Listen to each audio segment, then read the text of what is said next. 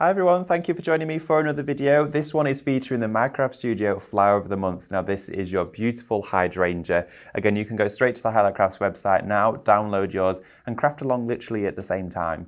So with this, I'm going to take you through the content of what you're going to get in that download, and I'm also going to share with you some inspiration of a project that you could do at home, doing something a little bit different and playing to the strengths, of course, with Minecraft Studio. So I'm going to take you straight over to the PC. And of course, within here, you're going to get your scene building, your reflections that match up with the die, and then you're going to get your digital stamp. So just to give you a bit of a preview, you can see here all of the different configurations, the different compositions of the florals you're going to be getting from all of the decoupage elements. I've been actually using these as backgrounds, so cutting into them. And then you've got your single stems and your hydrangeas to build up into a beautiful bouquet, and the foliage to go with it. And I love that with this one, it has the sense and style of watercolor artwork, which I think is fabulous, really on trend. But the color tones in here, you can see you're going to work with everything. And because we've got it for you as Minecraft Studio, you know what that means. It means you can change the color of everything. Now, of course, along with that, you have got the dies, reflections for the dies. So with that in mind, if you've got your dies alongside the Minecraft Studio, and maybe you've gone for the SVG as well, in this, you've got all of those which will line up perfectly. And again, if you're going to grab any one of those reflections out, you might be thinking, well, I love all those colors, but I want to make my own. You can go straight into your effects. Maybe you're going to change the rainbow hue of them. You're going to have fantasy florals. You can have them any color you want to. I actually like that with the sepia tone leaves. I think that looks really nice. So again, you've got all the reflections to match with those.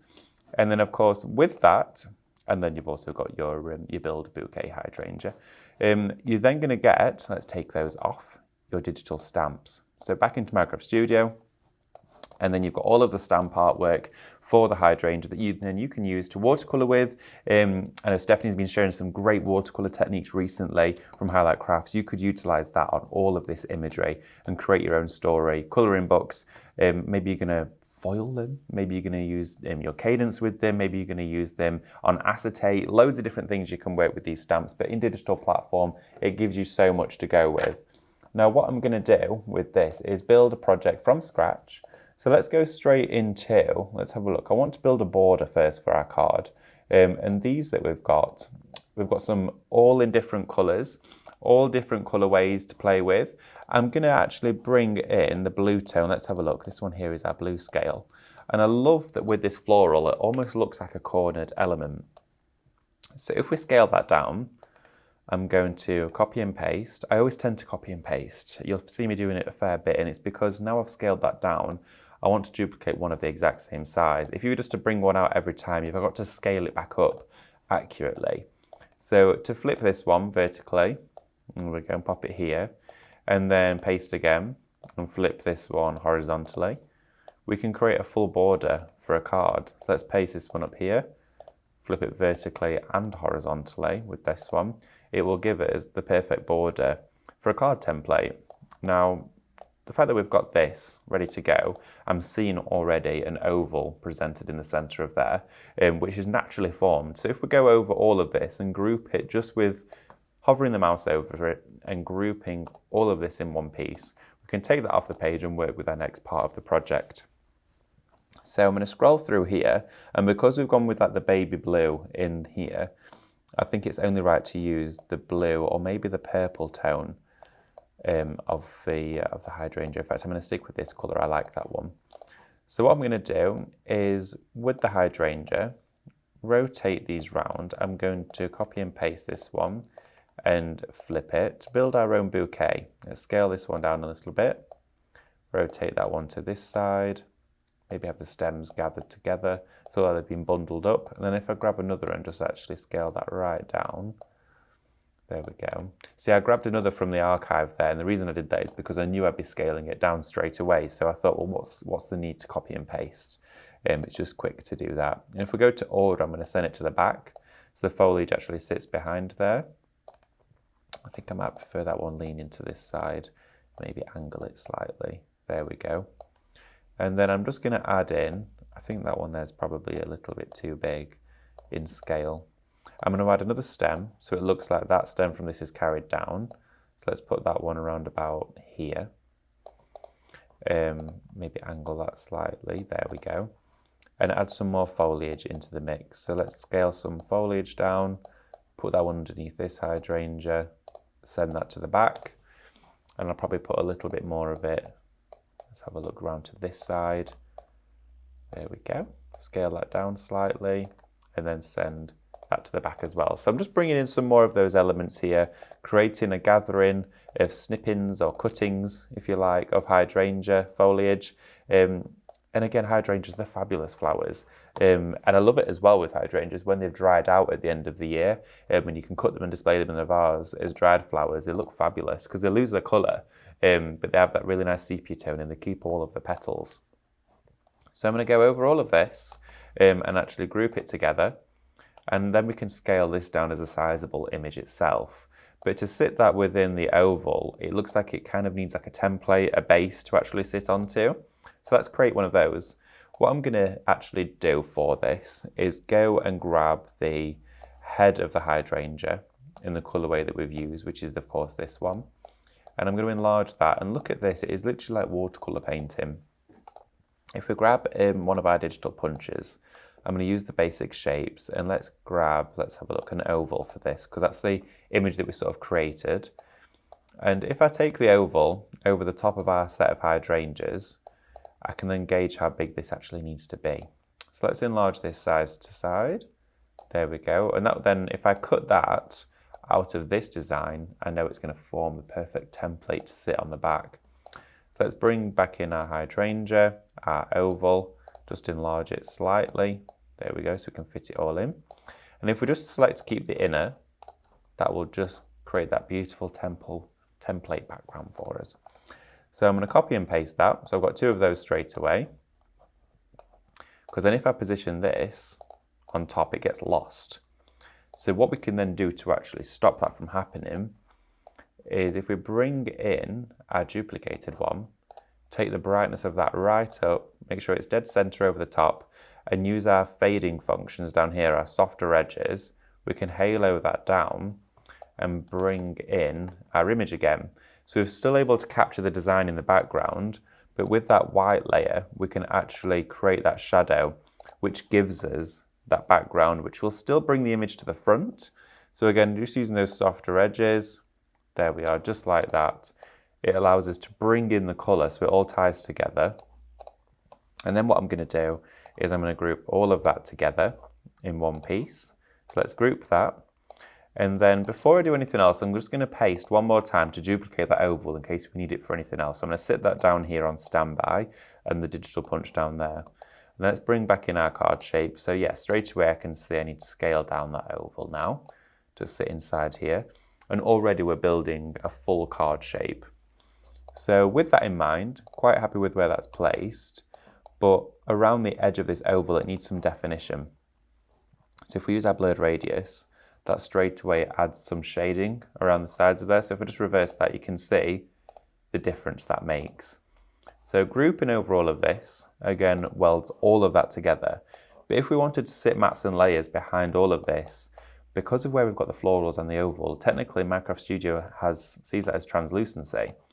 So if we were to bring anything behind, like this, it's kind of going to blur the whole thing. So what we need to do is form a matte layer for this.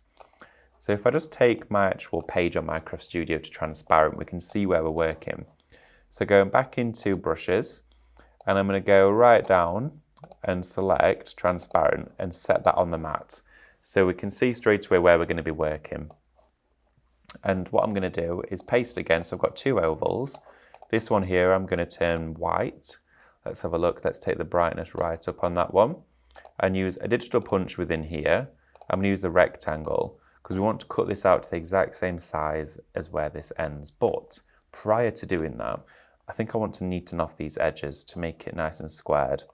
So let's bring in our digital punch and bring that so it actually goes over the whole image, just like that. Get it equal on both sides.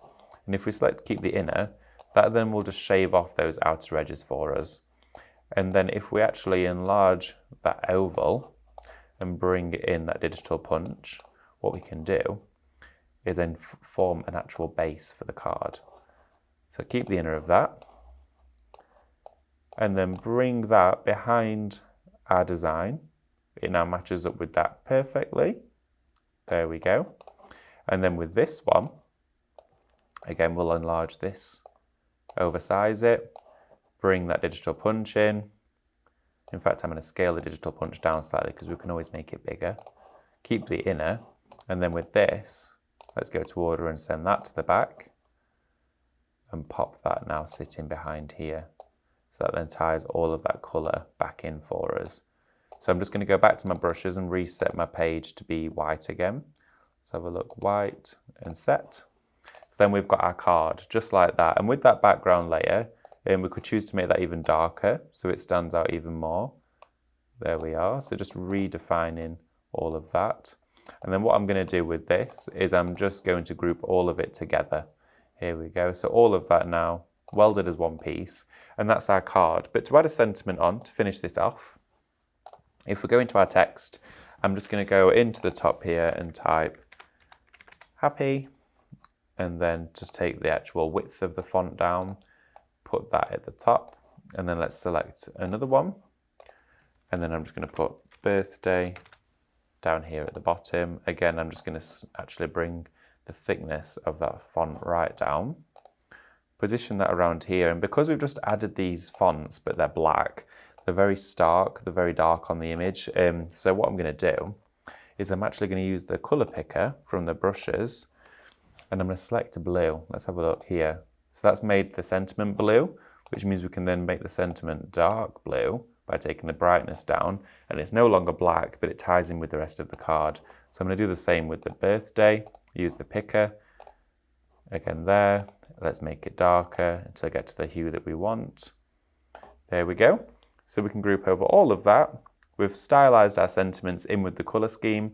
We've made a card. Now that means you can then make this card any size you want, whether it's going to be 14 by 18, you name it, you've got any scale of size you want to work with.